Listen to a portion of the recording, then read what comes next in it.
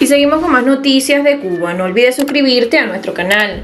Yanay Solaya, a las presas del 11J nadie nos socorría. Tenemos una compañera a la que le daban ataques epilépticos. La jefa de la prisión decía que si no los había tenido mientras tiraba piedras el 11 de julio, ¿cómo los iba a tener allí? Recuerda la exprisionera política. Yanay Solaya Barú, de 42 años de edad, fue detenida el 11 de julio de 2021 tras participar en las protestas que ese día llevaron a miles de cubanos a las calles. Solaya fue arrestada junto a otras personas en la avenida Carlos III en La Habana y llevada inicialmente a la unidad policial de Zanja. Horas más tarde fue trasladada al centro de detenciones de Cien y Aldabo, donde fue condenada a 1 año de privación de libertad a un juicio exprés. La mayor parte de su condena la pasó en la prisión de mujeres de Occidente, ubicada en el Guatao, en el municipio habanero de La Lisa, donde residía.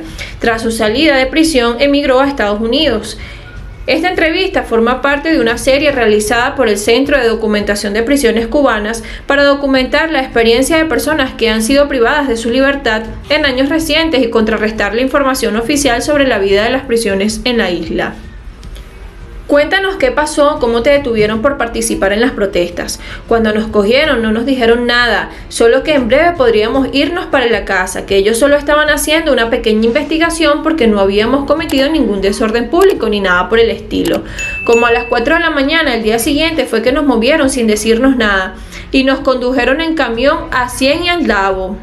¿Derechos o te mostraron el reglamento de prisiones? A nosotros nunca nos dijeron ningún papel ni nos informaron de ningún derecho. De hecho, fuimos a juicio sin saberlo, sin que nuestros familiares supieran, incluso sin abogados. Me hicieron firmar un papel y al otro día me levantaron y me dijeron que iba a juicio. Fue el 19 de julio de 2021 en Cien y Aldabo. Mi abogada fui yo.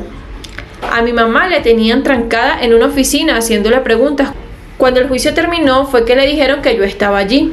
¿Tuviste acceso a los documentos concernientes a tu caso? Eso lo tuvimos después. Al principio nos hicieron el juicio sin abogado, pero parece que aquello causó revuelo y después fue a visitarnos alguien que supuestamente tenía que ver con los tribunales para ver si queríamos apelar. Ahí nos mostraron todos los documentos y la que quería apelar podía hacerlo. Ahí fue que tuve acceso a mis papeles. De todas formas, como los de nosotros fueron juicios ejemplarizantes, todo fue muy rápido. ¿Qué consecuencias tuvo eso para ti? Que no puede disfrutar de ninguno de los beneficios que sí se puede disfrutar otro tipo de persona. Cuando alguien es sancionado por 1 año, puede ir a la mitad o al tercio de la condena con libertad condicional, por ejemplo. A nosotros no nos dieron ese beneficio. ¿Te interrogaron agentes de seguridad del Estado mientras estuviste detenida? Sí, en Cien y Aldabo me sacaban y me hacían muchas preguntas. Querían saber si alguien me guiaba, qué había hecho desde que salí desde mi casa, por qué lo hacía, esas cosas. No fueron físicamente violentos, pero sí psicológicamente. Ellos trabajaban con mucha psicología, yo oía los cuentos y pensaba que era ficticio. Eso de que uno no sabía si era de día o de noche. Pero luego lo mismo, tenía frío que calor. Era algo raro. ¿Cómo fue la experiencia cuando te llevaron para la cárcel de mujeres? Al llegar estuve 2 meses en aislamiento en una celda de castigo normalmente. Al resto de las reclusas las dejaban ahí 2 días cuando vienen de afuera, pero a nosotras nos tuvieron 2 meses. Se decía que nos tuvieron así porque temían sacarnos. No sabía cómo íbamos a comportarnos. Algunas reclusas me dijeron después que estaban esperándonos para unirse a nosotras y hacer motines, pero ellos trabajaron mucho con la conciencia y les hicieron entender que iban a equivocarse si se unían a nosotras. Ninguna reclusa quiere estar en una celda de castigo. Es como un cuarto del pánico. Es una celda para 2 personas de 4 metros por 4 metros. Vivíamos 8 o 10. El baño era una letrina y un espacito. Teníamos que ir una por una para bañarnos. Después, cuando nos llevaron al penal, había destacamentos que eran de 16 personas. El baño también colectivo.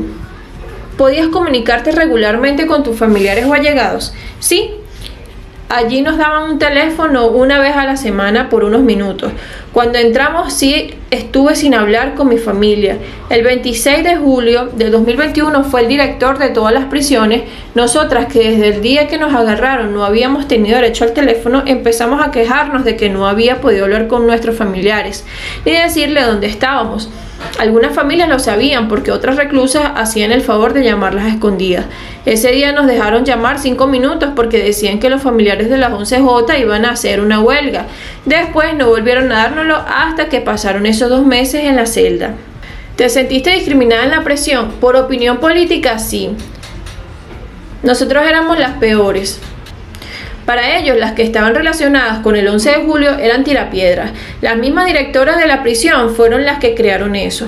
Y por eso estuve unos cuantos enfrentamientos con otras reclusas, porque no me gustaba que me dijeran así. Después, si las presas del 11J tenían alguna situación, nadie nos socorría. Teníamos una compañera a la que le daban ataques epilépticos. La jefa de la prisión decía que si no los había tenido mientras tiraba las piedras, el 11J, ¿cómo los iba a tener allí? La atendían las otras muchachas. Luego, cuando estaba en el plan de confianza, que era el intermedio entre la prisión y el campamento, la directora rompía delante de nosotras las cartas que les mandábamos a nuestras familias, y en el campamento quitaron los pases y dijeron que era por culpa de nosotras. Fue cuando Junior García Aguilera dijo que iba a ser otro 11 de julio el 15 de enero. Eso lo hacen hasta el día de hoy, después que me enteré que cuando Lisandra Góngora firmó una carta y quería mandar a la Organización de Derechos Humanos, quitaron el carteo y tiempo de visita. ¿Crees que el tratamiento a los prisioneros cambia de acuerdo a algún criterio? Sí. La mano derecha de la directora era una muchacha que estaba presa por haber matado a 2 hijos, pero tenía 1000 beneficios. Ella era una de la familia Dinero. Allí no importaba que estuvieras por asesinato, por drogas, por nada de eso. Aunque nosotras solo hubiésemos gritado el 11 de julio, éramos las peores. ¿Conviviste con alguien que tuviera alguna discapacidad o necesidad especial en la prisión? Sí. En el campamento habían personas de silla de ruedas, con bastón, con asma, con cáncer. Una amiga de más de 60 años, que no era de mi causa, tenía un cáncer avanzado y no le daban ni la extra penal. Otra amiguita mía, tendría unos 25 o 26 años, murió de un ataque de asma porque nunca llegaron a socorrerla. Todas las noches le daba asma, pero la guardia nunca llegaba. Tienes tú misma que tomarte la medicina o dártela a la reclusa de al lado. Se ayudan entre ellas mismas. O sea que no había condiciones especiales para esas personas. Hasta donde yo vi, ninguna. De hecho, esas personas también tenían que salir por la mañana a trabajar. Había una señora flaquita, mayorcita, en una silla de ruedas con asma, que yo no podía ni caminar, que tenía que salir a trabajar a las 6 de la mañana. Como todo el mundo, allí no importa edad, ni condición, ni nada. No hay condiciones para nadie. ¿Cómo es la atención médica en la prisión? Cuando llegas te hacen una consulta para evaluarte psicológicamente y ver tus necesidades. Pero es algo de rutina. Si eres asmática, epiléptica, etc., ya luego ibas para tu lugar y nunca más veías a ningún médico. La enfermera era una reclusa. Cuando tú le planteabas tu situación, ella tenía que comunicárselo a la directora y esta al penal. Entonces, cuando tuvieran chance de llevarte hasta allá, era que lo hacían, a ver si te atendían.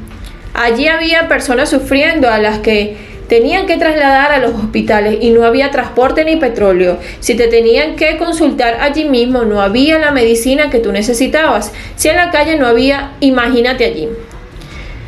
Lo único que tuvimos fue la vacuna contra el COVID. A quienes se contagiaban no los mandaban para el médico, sino para la celda de castigo. Ese era el aislamiento para las personas con COVID. Quiere decir que estabas enfermo, te sentías mal y estabas en peores condiciones que cuando estabas bien en el penal. Existían instalaciones especiales para el cuidado de las reclusas durante el embarazo, el parto y el puerperio. Allí un lugarcito que se llama el materno. Es un edificio de 2 plantas, todo enrejado, donde tienes tu cuartico con tu camita y rejas por todos lados. Como una celda, pero con cama. Las mismas reclusas tienen que cuidar a los bebés, pero no hay alimento ni nada para esos niños. Una muchacha que dormía al lado mío y trabajaba en la cocina de la parte materna venía todos los días llorando. Decía que tenían que inventar con el arroz o cualquier cosa porque no había alimentación para darle a aquellos niños. No entraba ni la leche o no les llegaba, porque las primeras ladronas son la directora de la prisión y otras que entraban a la cocina y se iban bien cargadas. Ahora mismo tengo una amiguita que está en su casa con la extra penal porque estuvo a punto de morir. Estaba embarazada, pero no tenían una dieta especial. Era la misma comida para todas y la muchachita empezó a tener problemas de presión, parece que por la alimentación. Cuando le subía la presión no había medicamentos, ni médicos, ni carro, ni petróleo para llevarla a las consultas. Tuvieron que darle extrapenal porque allí no hay nada.